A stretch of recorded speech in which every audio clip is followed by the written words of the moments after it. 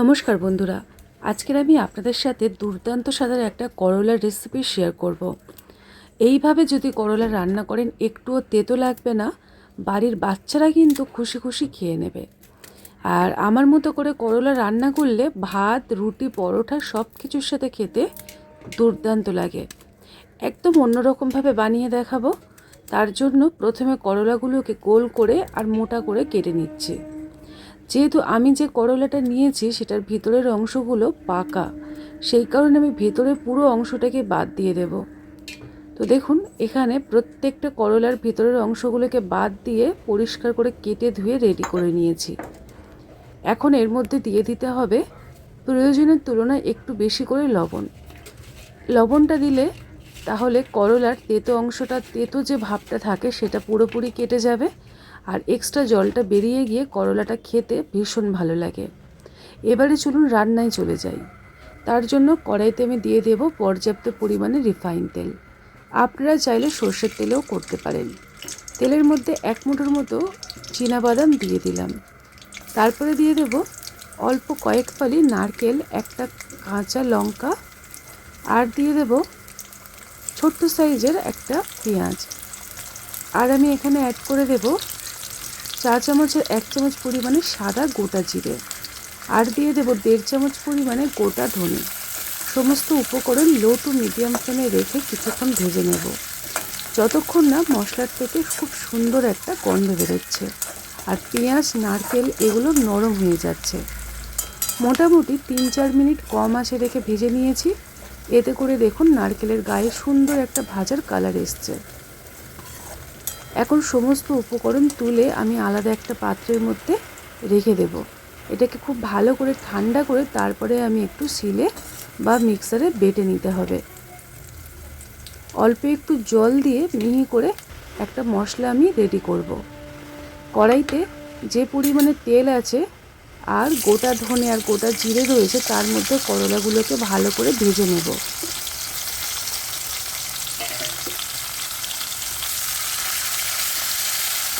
মোটামুটি 3 থেকে 4 minute low to medium ফ্লেমে রেখে ভাজতে হবে।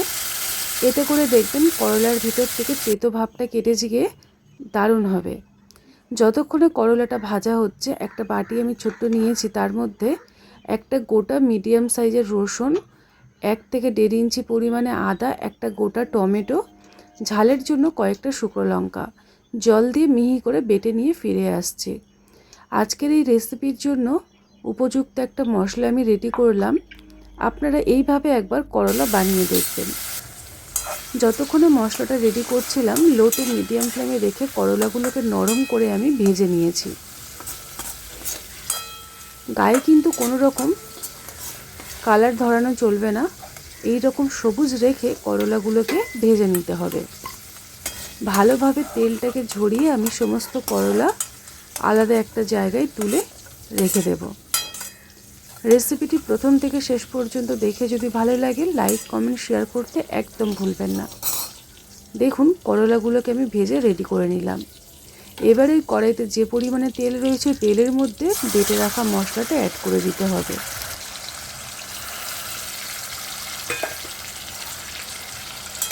মশলার মধ্যে যেহেতু কাঁচা রসুন রয়েছে, আদা রয়েছে, সেই কারণে মশলাটাকে একটু ভালো করে কষাতে হবে, যাতে করে কাঁচা গন্ধটা পুরোপুরি কেটে যায়।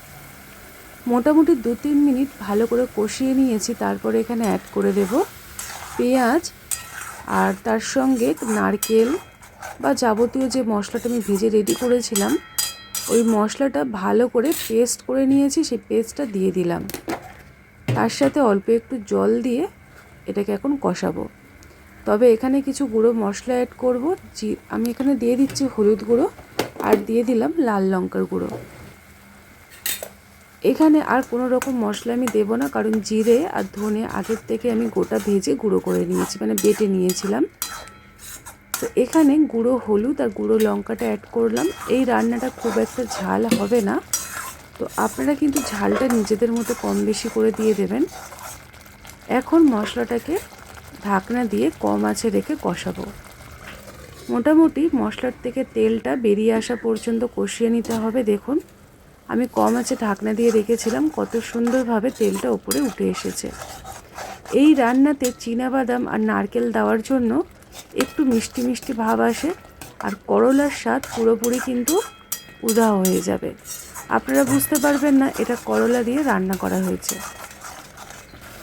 তো আমি মোটামুটি 3-4 মিনিট কম আঁচে রেখে ভালো করে কষিয়ে নিয়েছি। ঠিক এই পর্যায়ে অ্যাড করে দিতে হবে আগের থেকে ভেজে রেডি করে রাখা করলা। করলাটাকে দিয়ে আবারও ভালো করে কষিয়ে নেব।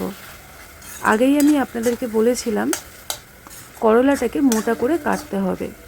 যদি পাতলা করে কাটেন তাহলে কিন্তু এই পর্যায়ে করলাগুলো একদম ঘেটে গলে যাবে, অতটাও ভালো লাগবে না। এখন আমি এটাকে ঢাকনা দিয়ে মোটামুটি কম আঁচে 1 থেকে 1.5 মিনিট রেখে দেব।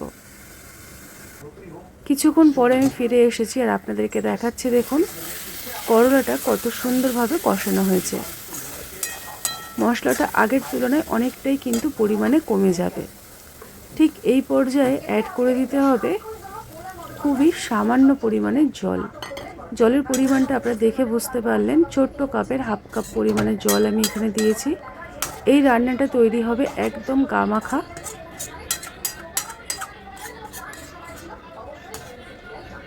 এখন আমি এটাকে ঢাকনা দিয়ে 3 থেকে 4 মিনিট কম আছে এইভাবেই রেখে দেব। তারপরে ঢাকনাটাকে খুলে আপনাদেরকে দেখিয়ে দিচ্ছি, দেখুন আজকের আমাদের করলার রেসিপি একদম তৈরি হয়ে গেছে।